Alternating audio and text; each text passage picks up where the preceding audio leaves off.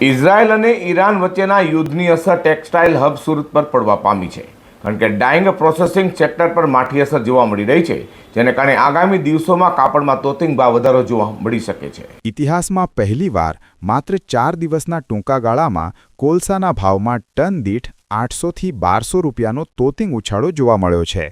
જો આ જ સ્થિતિ ચાલુ રહેશે તો કાપડ પ્રોસેસિંગના ચાર્જમાં 15% સુધીનો તોતિંગ વધારો થવાની પૂરેપૂરી શક્યતા રહેલી છે. સમુદ્રી માર્ગે આવતા કોલસાના શિપિંગ અને ટ્રાન્સપોર્ટેશન ખર્ચમાં ટન દીઠ $8 વધારો ઝીંકાયો છે, જેના કારણે શિપિંગ મોંઘું થતાં ઇમ્પોર્ટર સ્તરે જ ખર્ચ વધી ગયો, જેનો સીધો બોજ હવે સુરતના લોકલ પ્રોસેસર્સ પર પડી રહ્યો છે.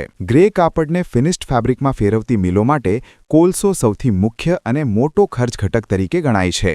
સુરતમાં હાલમાં અંદાજે 400થી વધુ ડાઇંગ પ્રોસેસિંગ મિલો કાર્યરત હોય, તેથી દરેક મિલમાં સરેરાશ 40 થી 50 ટન કોલસો વપરાય છે, જે મુજબ આખા શહેરમાં રોજનો કુલ 50,000 ટન વપરાશ થાય છે. કોલસામાં ટન દીઠ 800-1200 રૂપિયાનો વધારો થવાથી સમગ્ર ઉદ્યોગના કુલ ખર્ચમાં કરોડો રૂપિયાનો વધારો થઈ શકે છે.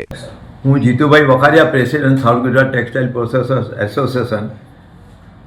હાલમાં જે રીતના યુદ્ધની પરિસ્થિતિ છે, તો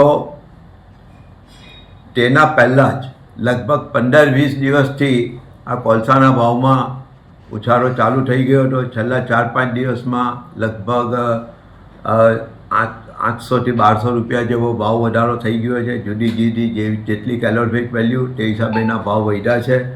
અને ત્યાર પછી જે ઈરાને વળતા હુમલા કર્યા છે, એના પરથી એવું લાગે છે કે આ યુદ્ધનો બહુ જલ્દી અંત આવે એમ નથી.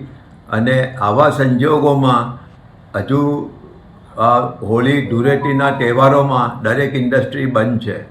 ઇન્ડસ્ટ્રી ચાલુ થશે એટલે કોલસાનો વપરાશ ઓર વધશે.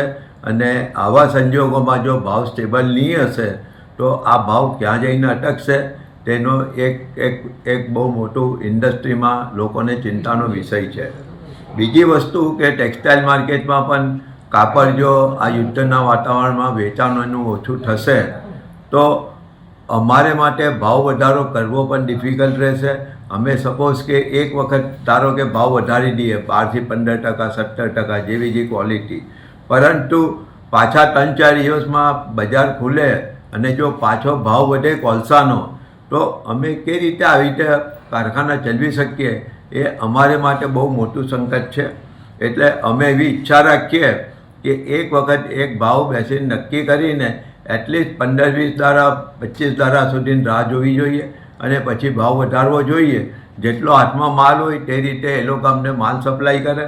અને બીજું કે જેટલી અમારી પાસે સપ્લાય હોય એટલા દિવસ અમે કારખાના ચલાવીને કોઈપણ રીતે આ ઇન્ડસ્ટ્રીને રોજીરોટી ચાલે, તે બંને જો સાથે મળીને કરશે તો જ આનું નિરાકરણ આવવાનું છે. બીજી વસ્તુ કે જો યુદ્ધ લાંબુ ચાલશે તો ઉદ્યોગોને માટે માત્ર ટેક્સટાઇલનો ઉદ્યોગ નહીં પણ બીજા અન્ય ઉદ્યોગો કે જે લોકોનું રો મટીરિયલ કોઈને કોઈ રીતે બહારથી આવે છે, તો એવા સંજોગોમાં ઉદ્યોગોને આગળ ચલાવવા માટે કોલસો મળશે કે કેમ, તે પણ એક બહુ મોટો પ્રશ્ન છે. સુરતમાં આવતો મોટા ભાગનો કોલસો ઇન્ડોનેશિયાથી આયાત કરવામાં આવે છે. આંતરરાષ્ટ્રીય સ્તરે ફ્યુઅલ ચાર્જમાં બહુ મોટો ફેરફાર ન હોવા છતાં સ્થાનિક આયાતકારોએ ભાવ વધારતા ઉદ્યોગકારોમાં અસમંજસ ફેલાઈ છે. ત્યારે અચાનક થયેલા ભાવ વધારાને કારણે નવા ઓર્ડરના બુકિંગ અને ભાવની વાટાઘાટો પર નકારાત્મક અસર પડવા પામી છે.